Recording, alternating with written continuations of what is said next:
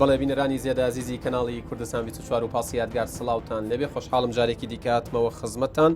بۆ مەڵقەی بەرنامەکە میوانداری بەڕێز ساسان عونیمان کردووە وەزیری شارەوانی و گەشت و گوزار لە حکوومەتی هەرێمی کوردستان. دیارە هەر لە ناوی وەزارەتەکەەوە دیارە کە زۆر بابەت ئەگرێتەوە و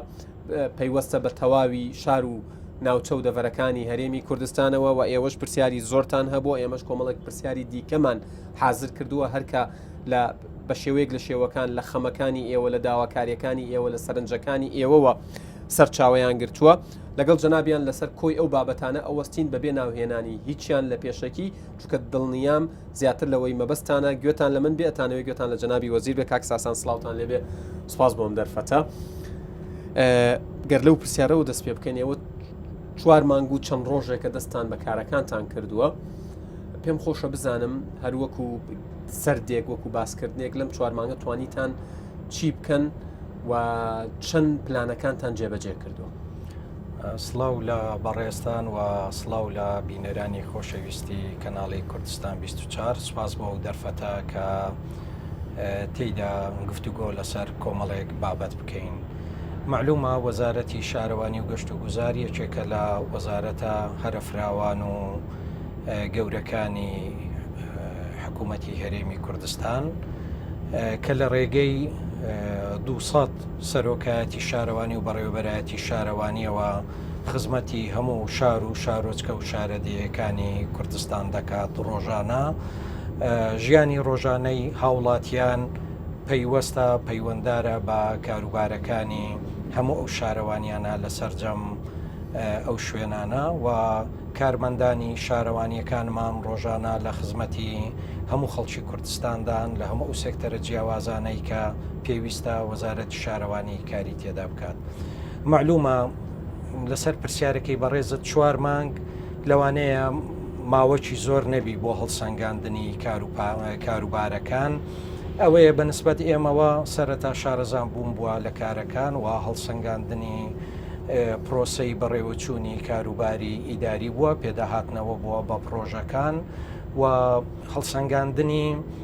بەڕێوەچوونی کارە کارگێڕیەکان و کارە کەسیەکان و شارەزابوون لەو پرۆژانەی کە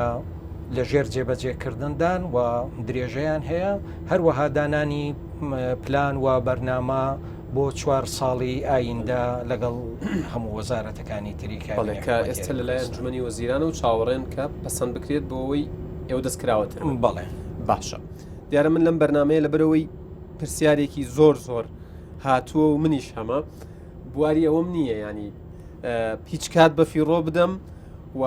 هەر بابەتێکیش کە باسیەکەین پەیوەستە بە خەڵکەوە. با لەو بابەتەوە دەست پێ بکەین کە لە چەند ڕۆژی ڕابردووش لەگەڵ جەنابی سەرۆکی ئەنجومەنی وەزیران دانیشتنتان کردووە کۆبوونەتەوە بەگشتی پرۆژەی پێوەری ئاوی ماڵان. پرۆژەی پێوەری ئاوی ماڵان گلەیەکی زۆری لەلای هاوڵاتیان دروست کردووە. ئەڵێن ئێمە لە 25,000 تا 45,000 پارەمان پێداوە. قسە لەسەرەوە هەیە کە تەکلیفەی تێچوونەکەی ئەوەندە نەبووە لە نێوان کەوانەیەکە لەو بوارەیە گەندەڵی کراوە لە ماوەی ڕابردوودا و هاوڵاتیان ئەڵێن ئەزمونمان لەگەڵ پێوەری ئاوە ئەوەندە تاڵە، ئێستا حەزمان لە پێوەری کارە باش نییە بۆمان تا بگەن. ئێوە چیتان کرد بە دوواداچوونەکانتان بەکوێ گەیاند؟ سەرەتا دەمەوێت لەو بابەتەوە دەست پێ بکەین لە بابەتی ئاوی خواردنەوە، ئاوی شیرین کە حکوومەتی هەرێمی کوردستان ڕۆژانە چەند بەرهەم دەهێنێت و تێچووەکەی لەسەر حکوومەت چۆنە. معلومە ئاو سامانێکی نیشتیمانیە و پەیوەستە بە ئاسایشی نیشتیمانیەوە و قیمەتی ئاو هیچی لە قیمەتی خاک کەمتر نییە و ئەو وڵاتەی ئێمە سەدان ساڵە ڕۆڵەکانی خۆیان دەکەنە قوربانی بۆ ئەوەی خاچی کوردستان ڕزگار بێت، خاچی کوردستان پارێزراو بێت. هەر خاچێک بەبێ ئاو سارا و بیابانە و کەڵکی ژیانی تێدا نامینێ. هەزاران شەهیدمان کە لە پێناو ئەو خاکە شەهید بوونە، لە پێناو ئاوەکەشی شەهید بوونە و ئەو ئاوە نابێ بە فیڕۆ بچێ. کوردستان خاوەنی 2 جۆرە ئاوە کە بەرهەمی دێنێ ڕۆژانە، ئاوی ژێرزەوی و ئاوی سەرزەوی. هەردوو جۆری ئاومان جۆرێک لە هەڕەشەی لەسەرە. ئاوی ژێرزەوی لە کەمبوونە لە نەتیجەی زۆری بەکارهینانی کە ئاستەکانی ئاو یەکجار دابەزیوە. ئاوی سەرزەویمان لە نەتیجەی هەندێک سیاساتی وڵاتانی دەوروبەرمان ئەویش بە جۆرێک لە جۆرەکان هەڕەشەی لەسەرا بە دروستکردنی بەندا و بە گۆڕینی ڕێڕەوی ڕووبارەکان، کەواتە دەکرێت ئێمە بڵێین هەست بە مەترسیەک دەبی بکەین لە ئایندا کە ئەو وڵاتە ڕوبەڕووی کەم ئاوی و وشکە ساڵی بەردەوام نەبێتەوە. لە حالی ئێستادا حکوومەتی هەرێمی کوردستان ڕۆژانە 2.1 ملیۆن مەتر سێجا ئاو بەرهەم دەهێنێت بە پێیستاندارەکانی یۆنیسێف و هەروەها WHO. بە پێیستانداری جیهانی ڕۆژانە هەر تاچێک پێویستی بە نزیکەی 200 لیتر لە باشترین حالەت 220 لیتر ئاو هەیە. بەڵام ئەو ئاوەی کە لەلایەن حکوومەتەوە بەرهەم دەهێنرێت هەر تاچێک لە کوردستان نزیکەی 365 لیتر ئاوی بەبەردەکەوێت، واتە لەسەرەوەی حەد لە زۆرەکە بە 100 قسوور لیتر. بەرهەمهێنانی هەر مەتر سێجایەک ئاو لەسەر حکوومەت 400 دینار دەکەوێت بە هەموو مەسروفاتەکانی، واتە ڕۆژانە نزیکەی 840 ملیۆن 850 ملیۆن مەسرف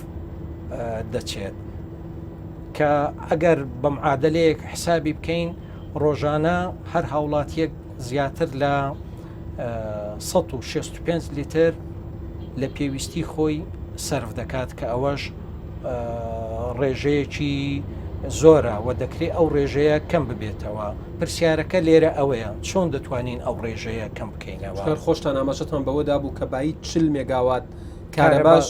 ئاو بەفیڕۆ بە هەدەر دەچێت. بەڵێ پرسیارەکە ئەوەیە چۆن دەتوانین ئەو ڕێژە بەکارهینانی ئاوا کەم بکەینەوە، هەر وەکو لە هەموو وڵاتانی دنیا بەکاردێت کە دەبێت بەهۆی دانانی پێوەرەوە بێ. لێرەوە قەزیە ڕئیسیەکەی ئێمە وەکو حکوومەتی هەرێمی کوردستان وەکو وەزارەت شارەوانی و گەشت و گوزار ئەوەیە دەستگرتنە بەو سامانە نیشتیمانیەوە کە بەفیڕۆ ناچێت. باش پێوەرەکان ینی ئەوانەی کە تا ئێستا دانراون ئەوانەی بەنیازن لێرە بەدوا چونکە دیسانەوە جەختان کردوتەوە کە دانانی پێوەر بابەتێکە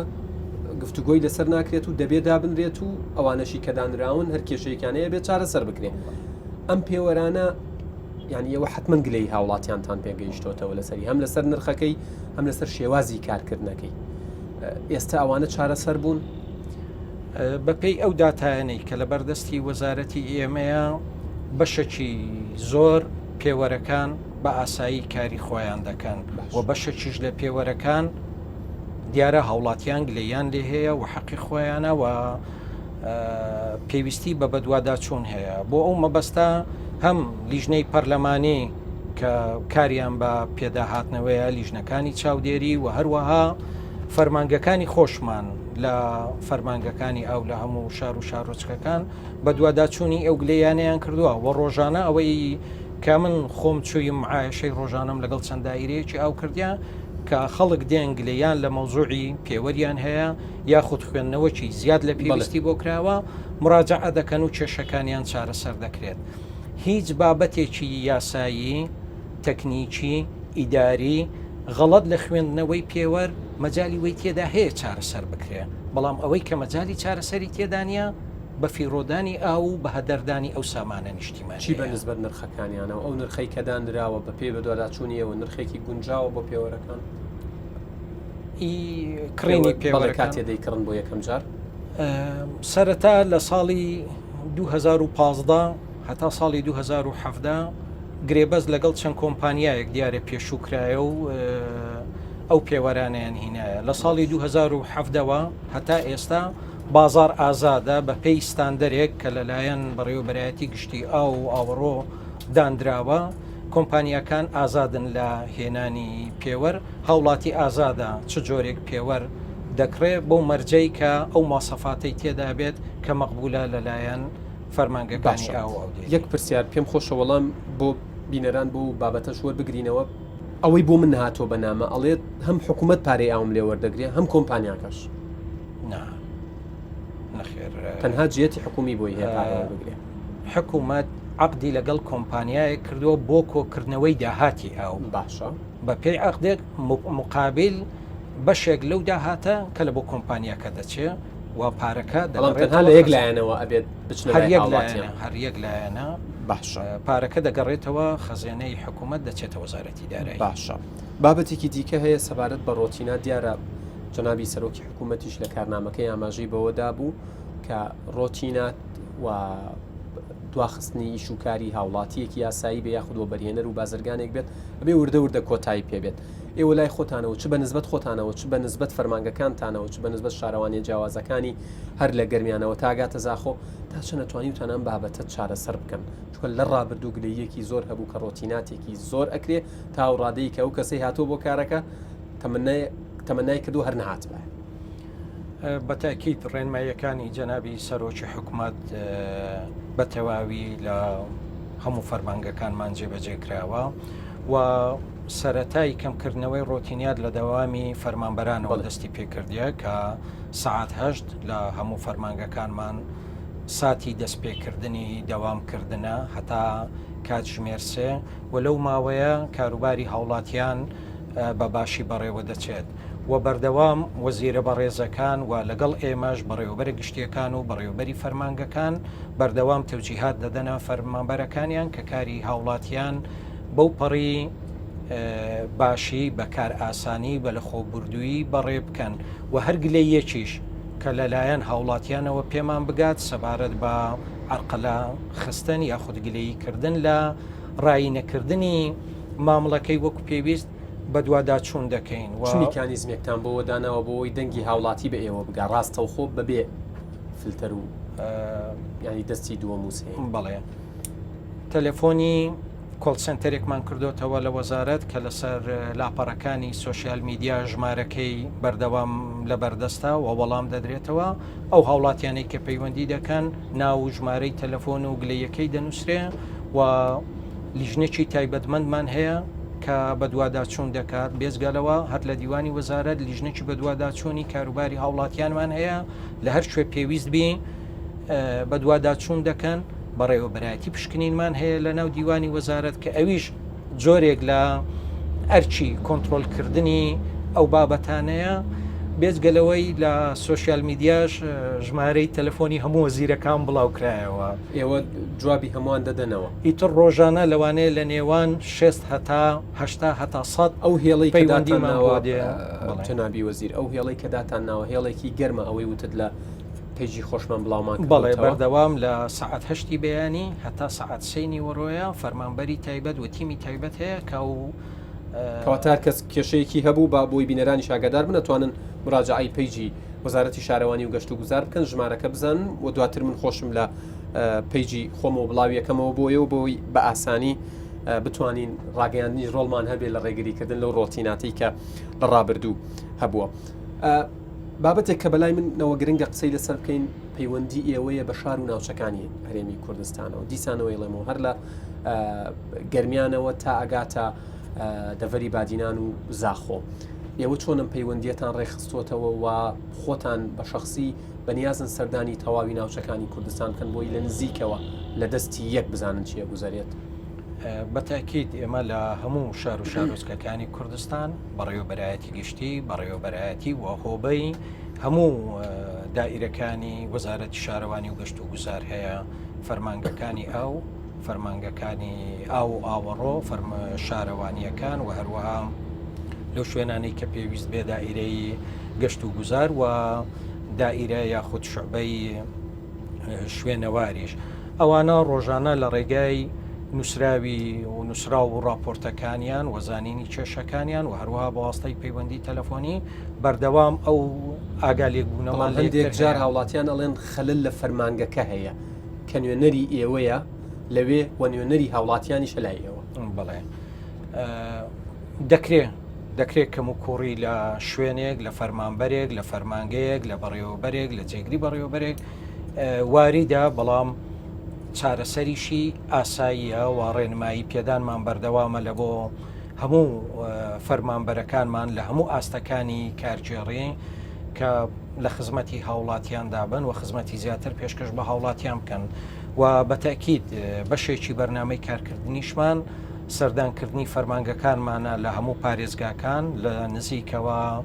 ئاگاداربوون لە ئاستی پارێزگاکان یا لەسەر ئاستی ئیدارەکان مەبەستم پارێزگاکان وەکو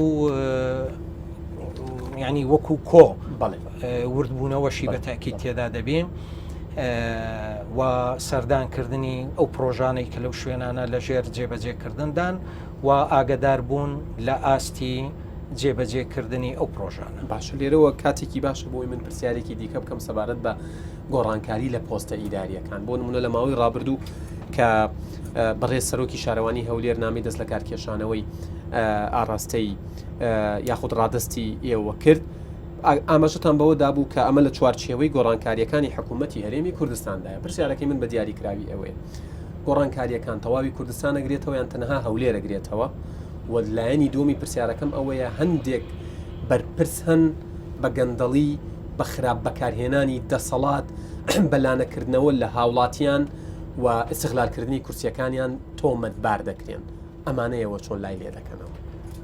بەرنامە و هەوڵمان ئەوەیە وەکو وەزارەتی شارەوانی حکوومەتی هەرێمی کوردستان کە گۆڕانکاریەکان بەشێکی زۆر بەشی هەرە زۆری شار و شارۆچکەکان بگرێتەوە و بە پێی مەقیاسێک پێوەرێک کە دامان ناوە کە مەجموعە فاکتێکی تێدایە لەسەر ئەوە حسابات دەکەین ئەو پلان و بەرنامەیەمان هەیە سەبارەت ئەو کەسانەی کە بەدەر لە یاسا و ڕێنماییەکان کاری خۆیان کردبێت ئەوانەی ئێستا کە لە وەزیفەن و ئیجراعاتمان لەگەڵ مەجموعەیە کردووە کە بە پێی یاسا کارپێکراوەکان بە پێی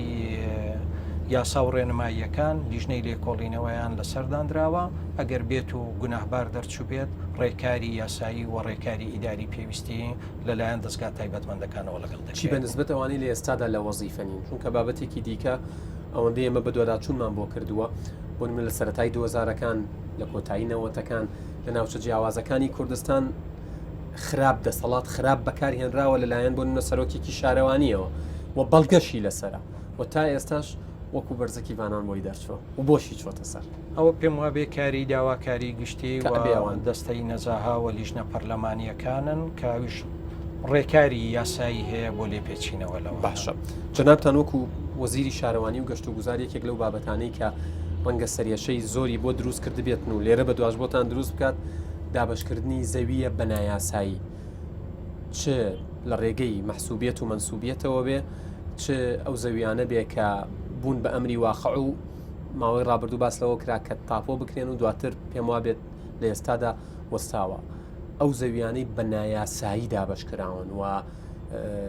ینی کەم نین ئەوە نییە بڵێ 100 متر 200 متر تایەتی بۆ نمونە 15,000 مترە 12,000 مترە 20,000 مترە و ئاگاداریشین کە ینی بڵین نەزاهەش بە شێوەیەک لە شێوەکان هەنگاوی بۆ ناوە لای ئێوەوە چۆنەمە معالەجاکرێت. هەر زەویەک بەدەر لە ڕێکارە یاساییەکانی بڕیار و پێدەرچوون لە سەرۆکایەتی ئەنجومەنی وەزیرانەوە دابش کرابێت و بەبێ ڕەچاوکردن و فەرمانەکانی وەزارەتی شارەوانی و هەروەها دام و دەستگاکانی وەزارەتی داد لە فەرمانگەکانی تاپۆ حسابی قانونی لەسەر ناکرێت یاسایی نییە. هەر زەویەک بەبێ فەرمانی ئەنجومەنی وەزیران دەرچوو بێت دابش کرابێت بەبێ فەرمان یاسایی نییە. ئەی چی بە نسبەت ئەو زەویانەی کە دەستا و دەستیان کردووە کەسێک وەری گرتووە تاقی بەیانی دوای نیوەڕۆ فرۆشتوێتی و بە ناوی پرۆژێ و بەرهێنانی زەخمیشەوە وەریگرت ئەوە لەوانەیە ئێوە ئاگاداری ئەمانەشن حەت بەڵێ ئەوە بە لەوانەیە جۆرێک لە تێکەڵاوی تێدا بێت ئەوی ئەمن لی بەرپرسم زەویەکانی وەزارەتی شارەوانی بابەتی وەبەرهێنان تایبەتە بە دەستەی وەبەرهێنانەوە ئەوەی لە وەزارەتی شارەوانی هەر زەویەک بەبێ ڕێکارە یاسایی و فەرمانە ڕسمیەکانی سەرۆکایەتی ئەنجومەنی وەزیران دەرچوو بێت و ڕێکاری پێویستی لە وەزارەتی شارەوانی بۆ نەکرابێت یاسایی نییە کەو حاڵەتان ئەوانەشی کە ڕەگەزیان گۆڕاوە بە نایاسایی کشت و کاڵی بوون کراون بە سەکەنی یان بە شێو لە شێوەکان بەبێ ئەوەی بگەڕێنەوە بۆ ئێوە کاری وەزارەتی شارەوانی تەنها لە چوارچێوەی ماستەر پلان و حدودی بەلەدیەی شارەکە لە دەرەوەی باسیەوەیە بڵێ لە حدودی بەلەدیەی شارەکان هەر کارێ بە نایاسایی کرابێت هەر پارچە زەویەک بە نایاسایی دابشکرابێ ئێوە بە دوواداچوونی بۆ بە دوواداچوونی بۆ دەکەین بە تاکید یاساییش نییە ینی کە ئەسڵ و ئەساسی یاسایی نەبوو کەواتە هەر کڕین و فرۆشتنێکی پێوە بکرێ ئەویش لەسەر باتل دروست باشە لەبەرەوەی با بڵێن دەسەڵاتەکانی وەزارەتەکەیەوە تا ڕادەیەک فراوانن شارەوانیە گەشت و گوزارە ئاو ئاوڕۆی شوێنەوارە باباسێکی شوێنەواریش بێن لە قەڵای هەولێرەوە دەست پێ بکەین هەنگاوەکانی بەکوێ گەیشتووە چۆنە ڕوا بڕێوە و لەوێشەوە لقی دووهەمی پرسیارەکەم شوێنەوارەکانی تەواوی کوردستانە بێنازیان پێوە دیارە بەشێکی زۆری گەڕەکە میلیەکان بۆ نمونە لە سلێمانیی بینی ڕەنگە لە هەولێرە بێ لە ناوچەکانی تر هەبێت کراوە بە مۆڵ کراوە بە پارکی ئۆتۆمبیل ڕاگرتن ئەمە ئێوە چۆن مامەڵی لەگەڵاکەن سەبارەت بە قەڵای هەولێر یەکێکە لە شوێنەوارە جیهانیەکان و سیمبولێکی کوردستان و سیمبولی پایتەختی هەرێمی کوردستانە و یەک لەو شوێنەوارانەیە کە یۆنسکۆ لە سەر لیستی توراسی جیهانی دایناوە هەر بۆ مەبەستەش لە ساڵی 2007ەوە ماستەرپلانێکی بۆ ئامادە کردووە و کۆمیسیۆنێکەیە لەو کاتەوە کە کاری سەرپەرشتیکردن و چاودێریکردنی نۆژەنکردنەوەی قەڵای هەولێری لەبەرچاوە ئەو ماستەرپلانەی کە لایەن یۆنسکۆوە دانراوە تقریبان هەتا ئێستا حدودی لە سەدەیەکی جێبەجێ کراوە هۆکاریش قەیرانی دارایی هۆکاری تەواو نەکردنی قەیرانی دارایی بۆ وەزمانە بووە کە بەسەر کوردستان زۆر تاخیر بوو زۆر بەخاوی بەڵام ئێستا هەم حکوومەت و هەم هەندێک لایەنی تر بودجەیان بەشێکی بودجەیان بۆ تەرخان کردووە بەپێی ئەو بودجە کاروبارەکان لە چەند سایتێک لەسەر قەڵا بەڕێوە دەچێت و هەر لەو بارەوە جەنابی کاک مەسرور بارزانی سەرۆکی حکوومەتی هەرێمی کوردستان چەند ڕۆژ پێشیستا لە نزیکەوە هات و سەردانی کرد بۆ ئەوەی ئاگادار بێت لە چۆنیەتی بەڕێوەچوونی کارەکانی نۆژەنکردنەوەی سایتە جودا جوداکان لەسەر قەڵای هەولێر و قەڵای هەولێر تەنها خۆی وەکو ئامانج بەتەنیانە بەڵکو دەوروبەرەکەشی سێگەڕەکی تەعجیل و خانەقا و عەرەب بە هەمان شێوە تەکمیلەی ئەو پلانن و بە تەواوبوونی هەمویان قەڵایەکە بێجگە لە قیمەتە مێژوویە ئینسانیەکەی قیمەتێکی تری گەشت و گوزاریشی بەخۆیەوە دەگرێت و کە ئەوەش زۆر جێبایەخی جەنابی سەرۆکی حکوومەتە کە پلان و بەرنامەی ئەوەیە قەڵا و دەوروبەری ببێتە شوێنێک کە 24 سەعات ڕۆژانە ژیانی تێدا بەردەوام بێت. چی بە نسبەت ناوچەکانی دیکەی کوردستانەوە کە شوێنی ینی شوێنەواریان تایە بەڵام بۆ نمونە لە ماوەی ڕابردوو کوردستان 24 بڵاوی کردەوە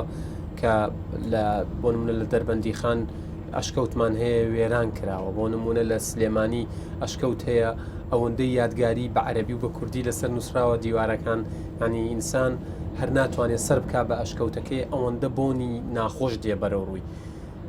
ئەمەیان چۆن لای لەکەنەوە چکە ئەوە کە ڕۆشتن دووبارە نابنەوە لە کوردستان بە شێوەیەکی گشتی نزیکەی 8,000 شوێنی شوێنەوارمان هەیە و کە ئەو ژمارەیە ژمارەیەکی یەکجار بەرزە و دەلالەتی ئەوەیە کە کوردستان لانکەی شارستانیەت و لانکەی شوێنەوارە دێرینەکانە ئێستا و ئامانجەکە نابێت تەنها ئەوە بێت کە ئێمە شوێنەوار تەنها وەکو ئەو قالبەی کە ئێستا هەیە تەنها لە بۆ دیراساتی شوێنەوار لەلایەن زانکۆکانی خۆمان وەروە زانکۆ دەرەچیەکانەوە بە دوواداچوونی تێدا دەکرێت بەڵکو پێویستیشە کە بابەتی شوێنەوار لەگەڵ گەشت و گوزار لێک بدرێ و بتوانین هەم لە ناوخۆی کوردستان و لە عێراق و لە دەرەوەش ئەو ناوچە شوێنەواریانە ببنە شوێنی سەرنجڕاکێشی گەشت و گوزار و خەڵک بێوێت کە هەم بە شوێنەوارە دێرینیەکە ئاشنابێت و لە هەمان کاتیش بە دیمەنە دڵڕفێنەکانی ناوچە ساڵەکەتانە جێگەی ئەمەشتان کردوتەوە بەڵێ بەتەکید پلانمان بۆ دانەوە باش بابەتێکی دیکەیە کێشەی خۆڵ و خاشاکە چ کۆکردنەوەی بێت مەسەلەی ڕیسایکڵین تر سوود لێبینینەوەی بێیان بە ڕێگەیەک لە ڕێگەکان من لە بۆ پرسیارە دەست پێەکەم ئەو پارەی لە وڵاتیان وەرەگیرێت بە شێوەیەکی ماگانە بە شێوەیەکی یاسایی لیان وەرەگیری ئێوە ئاگادارن بەتاکید بابەتی کۆکردنەوەی خۆڵ و خاشاک یەکێکە لە ئەرکە لە پێشینەکانی وەزارەتی شارەوانی و گەشت و گوزار مەبەستم کە دەڵێم وەزارەت هەموو فەرمانگەکان لە سەرجەمی شار و شارۆچکەکان و بۆ باشترکردن و بەرەو پێشبردننی ئەو خزمەت گوزاریەوە بۆ ئەوەی شارەکانمان لە پیسبوونی ژینگەیی بپارێزرێن حکوومەت هێرێمی کوردستان عەقدی لەگەڵ ئێستا لەگەڵ 19 کۆمپانیای خاوێنکردنەوە هەیە کە زۆربەی هەرە زۆری شار و شارۆچکەکانی کوردستان خاوێن دەکەنەوە و حکوومەت ساڵانە 145 ملیار دینار دەداتە حەقی ئەو کۆمپانیایانە کە شار و شارۆچکەکان خاوێن دەکەنەوە لە بەرامبەردا ئەو ڕسمەی کە لە هاوڵاتی وەردەگیرێ ڕسمەکی زۆر کەمە مەبلەغەکە بڕەکەی چەنە بۆی جەنە لە لای جەنابتانەوە تەحدید کرایە لە بۆ شوێنی سەکەنی لە مابینی 3000 هەتا 5000 دینارە و ئەو ڕسمەش بە پێی یاسا بە پێی قانونی ئیدارەی بەلەدیات کە لە ساڵی 1963 دانرایە و دواتر لە یاسای بەڕێوەبردننی شارەوانەکان لە ساڵی 1993 تعدیل کرایە ئەو ڕسمانە وەردەگیرێت مەبەستم چییە؟ مەبەستم ئەوەیە ئەو بڕەپارەیە کە حکومت لەو مەجالە سەرفی دەکا یەکجار زۆرترە لەو پارەیە کە دەبێتەوە داهاتی حکوومەت بۆ نمونە لە کۆتایی ساڵی 2010 هەموو داهاتی وەزارەتی شارەوانی بە هەموو سێکتەرەکانی حدودی 107 ملیار دینار بووە لە بەرامبەردا تەنها ئەوەی کە لە خاوێنکردنەوەی خۆڵ و خاشاک سەرفی دەکات نزیکەی 145 ملیار دینارە بۆیە ضرورە هەم حکوومەت هەم هاوڵاتی بێکەوە وەکو مەسئولیەتێکی هاوبەش ڕۆڵ ببینن لە پاراستنی ژینگەی کوردستان باشە بە قسەکردن لەسەر پاراستنی ژینگەی کوردستان و پاراستنی تەندروستی هاوڵاتیان ئێمە بێ باسی کانی قژاڵە بکەین باسی لە سلێمانی باسی تانجەرۆ بکەین و ناوچەکانی دیکەش بە هەمان شێوە زبڵخانەی زۆر گەورە هەن بەڵام نە بە شێوەیەکی زانستی نە بە شێوەیەکی با بڵێن تەندروستی ڕێکوپێک کە لە چوارچێوەی پاراستنی تەندروستی وڵاتیان بێ مامەڵی لەگەڵ نەکراوە لێرە بەدوا چۆن مامەڵی لەگەڵ ئاکرێت چکە ینی بە پێی و توێژینەوەی کراوە ئاماژە بەوا دێک کە هۆکارێکی سەرەکی بڵاوبوونەوەی نەخۆشیەکان شێرپەنجە بێت چ نەخۆشیە ڤایرۆسیەکانی دیکە بێت هیچ بیرتان لەوە کردوتەوە بەر لە ڕێگەی کارگەی ڕیسایکلینەوە بێ بە ڕێگەیەک لە ڕێگاکان بێت ئاوە بە سەر دانە پۆشراوی دانەنرێت و ڕۆژانە زیاد نەکا بڕەکەی لە چەند شارێکی کوردستان دانانی کۆمپانیەکانی ڕیسایکلینگ چۆتە بواری جێبەجێکردنەوە لە ئاکرێ هەمانە لە دهۆک هەمانە لە ئامیدی لە ژێر جێبەجێکردندایەوە هەروەها لە سلێمانی دەستی پێکردووە لە ڕاپەڕین هەوڵێکی ئاوا هەیە دەمەوێت ئاگداری جەنابت و وەکو هەواڵێکیش بۆ سەررجەم هاوڵاتیانی خۆشەویست دڵنیا بکەینەوە کە جەنابی سەرۆکی حکوومەتی هەرێمی کوردستان یەک لە ئەولەویاتی کارەکانی دانانی کارگەی پێشکەوتووی ڕیسایکلینە لە هەموو شار و شارۆچکەکانی کوردستان بۆ ئەوەی ئەو پاژماوانە بە شێوەیەکی زانستی معالەجە بکرێن و ژینگەی کوردستان و هاوڵاتیانی کوردستان لە کاردانەوەکانی پیسبوونی ژینگە بپارێزرێن و ئەو بابەتە یەک لە ئەو ئەولەویاتانەیە کە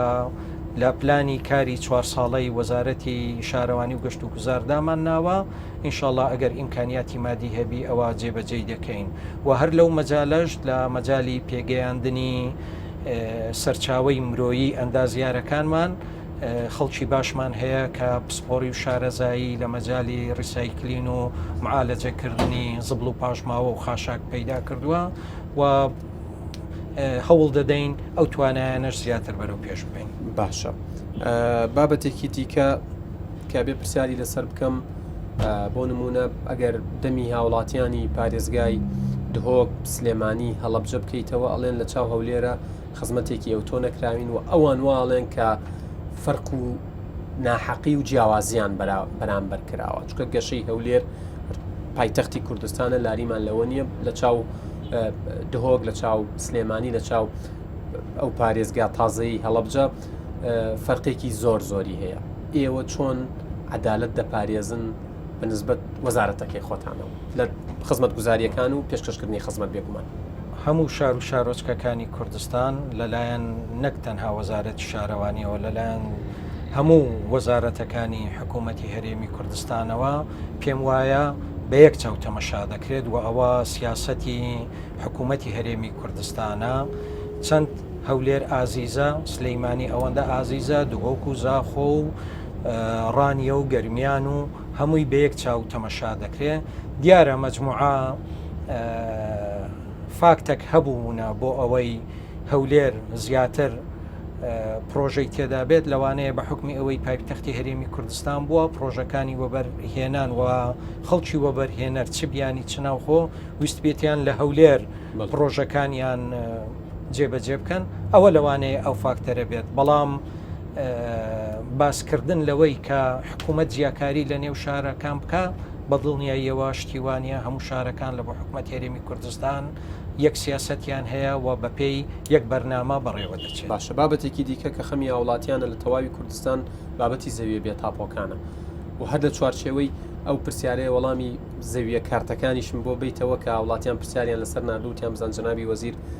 چی ئەڵێ ئەمە چەندین ساڵە چاوەڕین و داهاتوو یاخود چارەنووسی زەویە بێت تاپۆکان چی ئەبێت؟ بەڵێ دوو بابەتەوەی زەویە کارتەکان یەکەم ئەوەی کە تایبەتە بە خێزانی شەهید و بنەماڵەی ئەنفال و زیندانیانی سیاسی بۆ ئەو مەبەستە لیژنەیەکی هاوبەش لە نێوان وەزارەتی داد وەزارەتی شەهیدان و وەزارەتی شارەوانی بە بەشداری هەرسێ بەڕێزی ئەو وەزارەتانە ئێمە کۆبوونەوەمان کردیا و لیژنەی بەدواداچوونمان دروست کردیا. ئێستا لە خەریکی بردنەپێشی ئەو بابەتین سەبارەت بەو کارتانەی کە کارتی زەوین و لەناو بازار دەستا و دەستی پێدەکرێت ئەوەش بە هەمان شێوە لیژنەکمان لەناو وەزارەت دانایە گوێتان نەخستۆ نانا بەتاکید بەڕێز بریکاری وەزارەت و چەند بەڕێوەبەرێکی گشتی و سەرۆکی شارەوانی هەولێر ئەندامن لەو لیژنەیە و ئێمە متابعی بەردەوام دەکەین. بەڵام ئەو کارە لەوانەیە تۆزەک سست بڕوا چونکە هەندێک ڕێکاری یاسایی و کارجێڕی هەن و هەندێک ڕێکاری فەنی هەن پێویستی بە سەبر و تەحمل هەیە. بەڵام بەنسبەتەوەی تەجاوزات و زەویە بێت تاپۆکان تەجاوز تەنها ئەو خانوانەی تەجاوز کە ئێستا خەریکە یاسای پەرلەمانی لە بۆ دەردەچێت ئەوە کەی ئەو یاسایە دەرچوو بە پێی ڕێنماییەکان تەعاملی لەگەڵ دەکرێت و کاری پێویستی لەسەر دەکرێت. بەنسبەتەوەی کە تاپۆیان نییە تا ئێستا هەنی هەر چاوەڕێن زەوی یا خانوو و زەویشی تیا خانووەکان یاسایەکە تایبەتە بە خانوو چونکە ئەو زەویانەی میری کە لەلایەن هاوڵاتیانەوە زێدەڕۆیان کراوەتە سەر ئەو یاسایە کە دەردەچێت بە پێی ڕێکارەکانی ئەو یاسایە کاری لەسەر دەکرێت. باشە بابەتێکی دیکە هەیە کێشەی بودجەی شارەوانیەکان هەیە نەکەمە بەڵکو جیاکاریش لە دابشکردنی بودجەکە کراوە. ئێوە ینی لەم 4 ساڵە بڵێنیەوە ئەدەن کە ئەمە چارەسەر بێت و دیسانەوەی لێمەوە عەدالەت لە دابشکردنی پارە و نەسری و بودجەکان هەبێت بەنسبەت گەورەی و بچووکی ناوچەکان. دەمێ ئەوە بڵێم هیچ حکوومەتێک نییە لە دنیا بە حکوومەتی کوردستانیشەوە ئەگەر ئیمکانیاتی دارایی لەبەردەست بێت پێم وانە لە نەیدات بە فەرمانگەکانی خۆی و پارە لەلایەن حکوومەتەکانەوە لە بۆ خۆشگوزەرانی هاوڵاتیانە و ئەو شارەوانیە بە ڕێزانەی کە ئێستا گرفتی دارایی و پێشینە و بودجەیان هەیە دەزانن هۆکارەکەی شەڕی داعش و قەیرانی دارایی بووە کە لە ساڵی 2014ەوە ڕوبەڕووی کوردستان بۆتەوە. ئەوەی کرد کە تەقەشۆڤ و ئیجراعاتی کەمکردنەوەی سەرف و کەمکردنەوەی پارە لە هەموو فەرمانگەکان جێبەجێ بکرێت و هەر لەگەڵ دەست بەکاربوونمان ئێمە لەو گرفتانە گەیشتین و لەلایەن ئەو شارەوانیانەوە ئاگدار کراینەوە. ئێستا ئێمە لیژنەیەکمان هەیە لە دیوانی وەزارەت کە دیراسەتی ئەو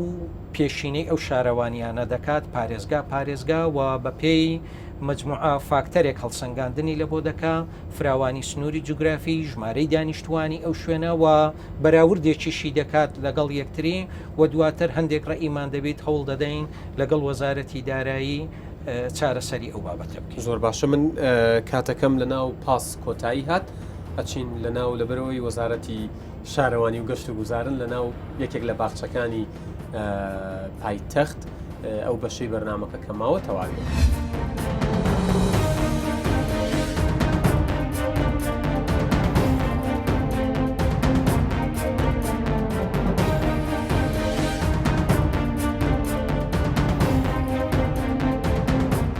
بەڵێ عزیزان سڵاوتان لێبێت هاتوین لە پارکی پێشمەرگەین لێرە ئەو بەشەی بەرنامەکەمان تەواوەکەین کە زۆرینەی تایبەتە بە پرسیارەکانی ئێوە پرسیاری جیاواز هاتووە لە ناوچەی جیاوازی کوردستانیشەوە ئێمە لەگەڵ جەنابی وەزیر هەوڵەدەین وەڵامتان بۆ وەربگرینەوە. کاک ساسان بابەتی گەشت و گوزار دەرفەتێکی ئەوتۆمان نەبوو لە ناو پاسەکە باسی بکەین با ئێستا باسی بکەین ینی ئەو ترێ گەشت و گوزار لە هەرێمی کوردستان تا ئێستا ئەگەر پلانێکی ستراتیژیش هەبوو بێت پلانێکی دراسەکراو نەبوو. بۆ نمونە ئێمە لە وەرزێکی دیاری کراوە گەشتیارمان هەیە بۆ چەند ناوچەیەکی دیاری کراوە چن وەرزەکانی دیکە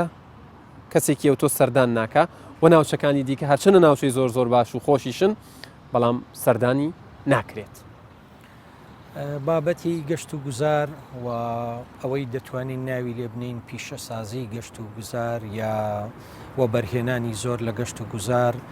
دەکرێ بڵین بابەتێکی تازەیە بە نسبەت هەرێمی کوردستانەوە. ڕاستە سروشت و خاچێکی جوانمان هەیە و دیمەن و شوێنەوارمان هەیە بەڵام تازەیە ئەو بابەتە وەجگەلەوەی بابەتێکی تازەیە هەر خۆی گەشت و گوزار بابەتێکی کللتوریشە و گرێدراوە بەیەکەوە بەڵام سەرباری ئەوەش حکوومەتی هەرێمی کوردستان لەو پلانانەی کە هەیبۆ توانی بێتی کەرتی گەشت و گوزار مەودایەکی باش بباتە پێشەوە و ئێستا ماستەر پلانێکی گەشتیاری هەیە و بەپێی ئەو ماستەر پلانە 67 پرۆژەی گەورە و مامناوەند دانراون و 4 پرۆژەیان پرۆژەی زۆر گەورن لە هەر 4 پارێزگای هەرێمی کوردستان و لە هەموو ناوچەکان و تا ڕادەیەک دەکرێت بە داتا بڵێن کە بابەتی گەشت و گوزار لە کوردستان بەرێ و پێش چووە بۆ نمونە هەر لە ماوەی 10 ساڵ ژمارەی کۆمپانیا گەشتیاریەکان لە 117 کۆمپانیاوە ئێستا 470 کۆمپانیای گەشتیاریمان هەیە.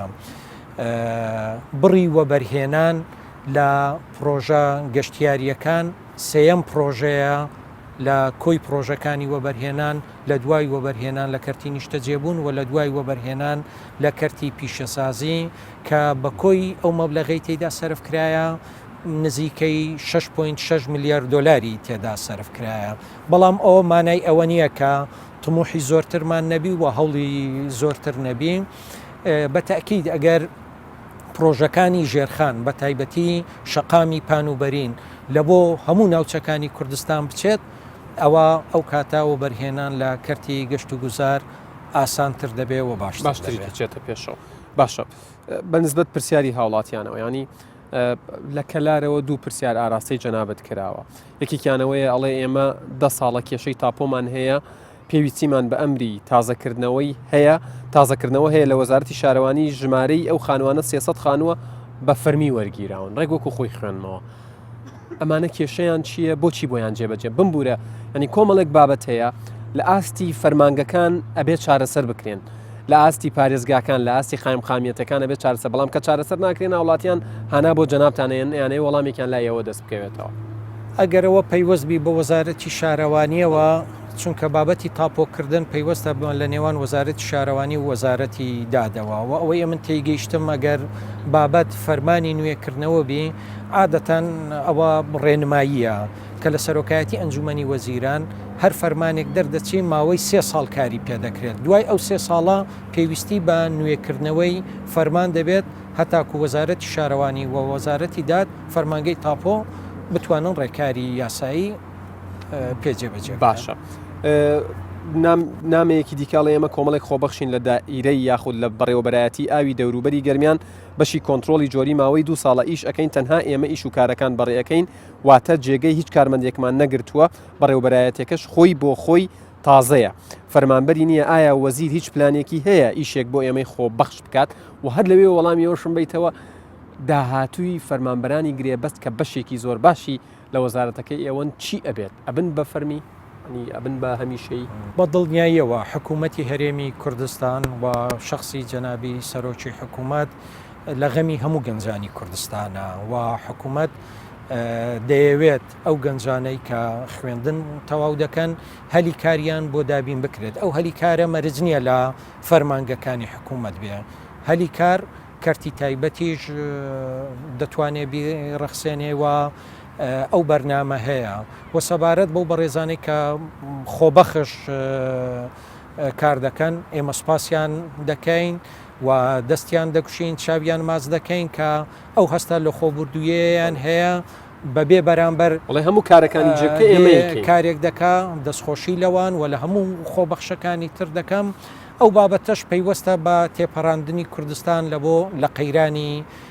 دارایی ئینشاءڵڵا ئەگەر بارودۆخی دارایی باشتر بێت بە تەکید حکوومەت پلانیشی دەبی بۆ چی بەنسبەت فەرمانبەرانی گرێبەستەوە فەرمانبەرانی گرێبەست ئەوەی وەزارەتی پەروەردە لەسەری ساڵەوە جێبەجێ دەبێت حکوومەت لیژنەیەکی پێکهێناوە بۆ دیراسەکردن و تەصنیفکردنی گرێبەستەکان کۆکردنەوەی داتا لە سەریان شەهادەیان تەمەنیان ڕەگەز و ئەو بابەتانە دواتر دیراسە دەکرێ و بزانین گفتوگوی لەسەر دەکرێت وەزارەت بەنسبەت بابەتی هەشتی حەسارە کە لەگەڵ جەنابیش تا باسم کرد میوانداری هەر بەڕێزێک بکەی هەر وەزیرێک بکەی ئەوان کۆمنتە نووسن ئەڵێن بۆ خاتری خوا فریامان کەون 16 ساڵە تحملمان نەماوە پێم خۆشت لە زاری جەنابتانەوە لە دەمی جەنابتانەوە وەڵامێکیان بدەنەوە کە داهاتوو چارەنووسی هەشتی حەسارۆک بەکوێگات چونکە هەندێک کەس کە بە شێوەیەکی چاوچنۆکانە یاری بە نرخی زەویەکانەکەن توانیویانە بە شێوەیەک لە شێوەکان ئستغلالی هاوڵاتیان بکەن لە بەرزبوونەوە و خستنی نرخی زەوی و مڵکەکانی ئەوێ دەزانی هەر لێدوانی هەر بەرپرسێک سەبارەت بە زەویەکانی هەشتی حەسارۆک لەلایەن خەڵکەوە خەڵک وەکو جەنابەت گوتت خەڵکەکی بازرگانەوە ئیستیغلال دەکرێت بە بەرزکردنەوە یا قیمەت شکاندنی نرخەکان بۆیە ئەو بابەتە تایبەتە بە شارەوانی هەولێر پێم باشە ئەگەر لیژنەیەکی خۆتان بچن سەردانی ئەوێ بکەن و بەنسبەت بە دوواداچوونی ئێوەوە ئەوەی ئەمە جەنابی پارێزگاری هەولێریش لە ماوەی ڕابردووی ئەڵخەکان ئاماژەی بەوەدا کە کەرتی تایبەت یاخود ئەهلی شاتۆتە سەرخەت بۆەوەی ڕۆڵیان هەبێت لەوێ گرفتی گەورەی هەشتی حەسارۆک بابەتی خزمەتگوزاری نییە ئەوەی جەنابی پارێزگار ئیشارەتی پێدایە ڕاستە کە گفتوگۆی ئەوە کرایە چ لەلایەن کەرتی تایبەت و وەبەرهێنەرانەوە پرۆژەکانی بنیەی تەحتی شەقام و ڕەسیف و ئاوەڕۆ ئەو بابەتانەی لە بۆ بکرێ و ئەوە لەوانەیە ئەگەر حکوومەت داهاتی هەبێ خۆشی بتوانێت بیکات بەڵام گرفتەکە بنیەی تەحتی نییە گرفتی هەشتی حەسارۆک لە ئێستادا نەتوانینی بردننی پرۆژەی ئاوە بۆ ئەو شوێنە هەشتی حەسارۆک لە 16,000 قەتعی زەوی پێک دێت کە بە مەعەدەل ئەگەر ببیتە خانی هەر خانوویەک لەوانەیە 4 کەسی تێدا نیشتەجێ ببی دەکاتە 64,000 کەس و لەبەر ئەوەی شوێنەکەی ئەوێ لە هەولێر بەرزترا منسوبی ئاوی ژێرزەوی هەتا 450 مەتر لەو شوێنە دابەزیوە واتە ناتوانین بە لێدانی بیری ئرتیوازی ئاو لە بۆ ئەو شوێنە دابین بکرێت ئێستا حکوومەت بەرنامەی جێبەجێکردنی پرۆژەی ئیفراسچاری لە بەردەستە هەر وەختێک ئەو پرۆژەیە تەواو ببێ لە ساڵانی داهاتوو کێشەی کەم ئاوی لە سنووری هەولێری نوێ و لە هەشتی حەسارۆک کۆتایی پێدێت باشە بەنسبەت هەڵەبجەوە وەکو پارێزگایەکی نوێ هاوڵاتیانی ئەوێ نامیان بۆ من ناردووە ئەڵێت ئەگەر جەنابی وەزیر سیمای هەڵەبجە ببینێ ئەزانێ کە سیمای پارێزگایەک نییە ئێوە چۆن لا لە هەڵەبجاکەنەوە وەکو وەزارەتەکەتان سەرەتا لە دامەزرانی یەکە کارجێڕیەکانەوە هەوڵدراوە کە وەزارەتی شارەوانی هاوشان لەگەڵ وەزارەتەکانی تر بنیەی تحتی ئیداری جارێ لەو پارێزگا نوێیە دابدرێت و ئەو یەکە ئیداریانە پرۆژەکانی کە پێویستن پرۆژەکانی ژێرخان پێشنیار دەکەن و داخلی بەرنامەی کاری 4 ساڵەی وەزارەت دەکرێت بە دڵنیاییەوە دڵنیایی دەدەینە هەڵەبجەی خۆشەویست کە هەرچی لە توانای وەزارەتی شارەوانی و گەشت و گوزار بێت ئێمە لە جێبەجێکردنی پرۆژەکانی ئاوەڕۆ و پرۆژەکانی شارەوانی سەوزکردن کەم تەرخەمی ناکەین و لە خزمەتیاندا دەکەین. باشە پێشمەرگەیەک نامەی ناردۆ ئاڵێت چی بەنسبەت ئەو زەوی و ئەرزانەی کە قەرار بوو بەسەر پێشمەرگە دابەش بکرێت ئێستا هیچ باسێکی نییە هەر لەوێەوە پێم خۆشە باسێکی ئەوشم بۆ بکەیت ئایا دابشکردنی زەوی بەسەر فەرمانبەران ئەوەندەی لە اختصاسی وەزارەتەکەی ئێوەیە بەم زوانە ئەگەر هەیە دەست پێ بکاتەوە دابشکردنی زەوی لە دەسەڵاتی ئێمە نیە ئێمە جیهەتی جێبەجێکارین هەر کاتی ئەمر هەبیتن ئەوە وەزارەتی شارەوانی بە پێی ماستەر پلان و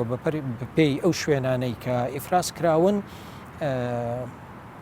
ئەو ئەرکە جێبەجێ دەکات سەبارەت بەو پێشمەرگە خۆشەویستەش پێشمەرگە سیمبل و مانی وە پاراستنی کیانەکەمانە هەمیشە جێی ڕێز و تەقدیرن ئەوانەی کە بەشەکی وەمان جوابداوە کە ئەوەی بابەتی کارتەکانە و ئەوە هەوڵ دەدەین کە لە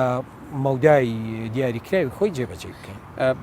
نامەیەکی دیکە خودت کۆمنتێکی دیکە باس لە ئەوە کە ئاڵێ ڕسومات و زەریبە زیادی کردووە قەیرانی دارایش تا ڕادەیەک تەنها بە نسبەت موچەوە چارەسەر بووە کەچی فشار و زەختەکانیان لەسەر ئێمە زیاد کردووە ئەمەیان تا چەندە ینی ئێوە بیرتان لێ کردوتەوە کە هەندێک ڕسومات زیادی کردووە لە چاو ڕابردوو مەڵێ باج ئایدی ئێمە نییە باز فەرمانگەی تایبەتی خۆی وەزارەتێکی ترە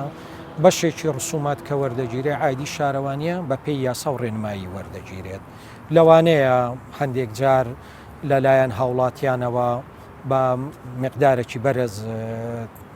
تەمەشا بکرێن بەڵام بە پێی یاسایە بە پێی ڕێنماییە و ئەو ڕسوماتی ئەو هاوڵاتیە بە ڕێزانە دەیدەن جارێکی تر لە خەزێنەی حکوومەت لە بۆ پرۆژەی خزمەت گوزاری و هەر لە خزمەتی ئەوان و لە بۆ جوانکردن و باشکردنی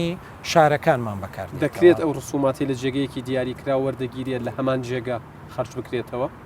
یان دەبرێ بۆ شوێنی دیکە نا بەتاکیت هەروایە ئەو ڕسوماتانەی لە سنووری هەر شارەوانیە کۆ دەکرێتەوە دەبێتەوە داهات لە بۆ ئەو شارەوانیە و ١٧ لە پێناوی پەرەپێدان و پێشخستنی ژێرخانی ئەو شوێنە و خزمەت گوزاریەکانی شارەوانی لە سنووری ئەو شارەوانی سەرف دەکرێتەوە. من کاتم زۆر کەم ماوە و پرسیارێک هاتووە ئەڵێت داوات لێ یەکەین زۆر جەخت لەسەر بابەتی دامەزراندنی ئەندازیاران بکەیەوە لەگەڵ جەنابی وەزیر نزیکەی 6 ساڵ ئەبێت یەک ئەندازیاردانە مەزراوە بەڕاستی دامەزراندن بۆ ئێمە تەواوکاری خوێندن و زامنکردنی داهاتووە. بەتاکید بەهۆی قەیرانی دارایی و ئەو بارودۆخی حکوومەت هەرێمی کوردستان تێکەوت نەیتوانی کە دەرچوانی هەموو بەشە پێویستەکان دابمەزرێ بەڵام بەشێکی ئەو ئەندازیارە خۆشەویستانە لە ڕێگەی عەقدەوە ئەگەر شوێن هەبووبی کاری خۆیان کاریان لە بۆ کرایە و لە بۆ ئەوانی تریش وەکو پێشتر گوتم بە دڵنیاییەوە حکوومەتی هەرێمی کوردستان لە خزمەتی دەرچوانی هەموو بەشە جیاوازەکانە و هەوڵ دەدات لە داهاتوو بە باشبوونی قەیرانی دارایی و باشبوونی بارودۆخی دارایی حکوومەتی هەرێمی کوردستان فرسەتی ئیش و دەرفەتی کارکردن بۆ بۆیان دروست پێویستە بە وەزارەتەکەی بڵێن وەزارەتی شارەوانی ئەڵێت سڵاو ئەمەوێت لە جەنابی وەزیر پرسیارێک بکەیت بەرامبەر مافی فەرمانبەرەکانی لە وەزارەتی شارەوانی لە هەموو وەزارەتەکانی تردا بەشەکانی کارگێڕی و ژمێریاری دەرماڵیان بۆ خەرج دەکرێت تەنها لە وەزارەتی شارەوانی و گەشت و گوزار نەبێت ئەوان وڵام لە زۆر بێنازین ئەوە بە دوواداچوون دەکەم با دڵنیاییەوە بە دوواداچوون دەکەم لە وەزارەتێکی تر مخصصاتی زیاتریان هەبێ بە تاکید ئێمە هەوڵیان بۆ دەدەین. کاک ساساناونی وەزیری شارەوانی و گەشت و گوزار لە حکوومەتی هەرێمی کوردستان زۆر سپاس بۆ کاتەی با ئێمە بە بینەرانتان بەخشین دەستخۆشیتان لێ دەکەم هیوادارم توانی بێتم وەڵامی بەشێکی پرسیارەکانی هاوڵاتیان بدەمەوە و دەستخۆشیتان لێ دەکەم هیوادارم بەردەوام چاودێر بم بەسەر کارەکانمان و لە هەر گرفتێک لە هەر کەم و کوڕیەک چاوپۆشیمان لێ نەکەن و بە دەنجی بەرز بە هاوڵاتیانی ڕابگەێن و ئاگدارمان هەرواش دەکەین بە ئەمانەتەوە هەموو داواکاری و خەمی هاوڵاتیان دەگەێنین بە ئێوە و لەوێشەوە بێگومان ئێوەش بە دوواداچوونی بۆکەن زۆر سوپاسانەکەی ئێمەش لە خزمەتی هاوڵاتیان بەڵێ بینەرانی ئەزیز لێرە ئەمە کۆتاوێزگەی پاسی یادگار بوو تا بەرنمەیەکی دیکەی پاسی یادگار و خەمێکی دیکە داواکاریەکی دیکەی ئێوە و کوردستان لە ئەمانەتی خوادا بن خواتان لێ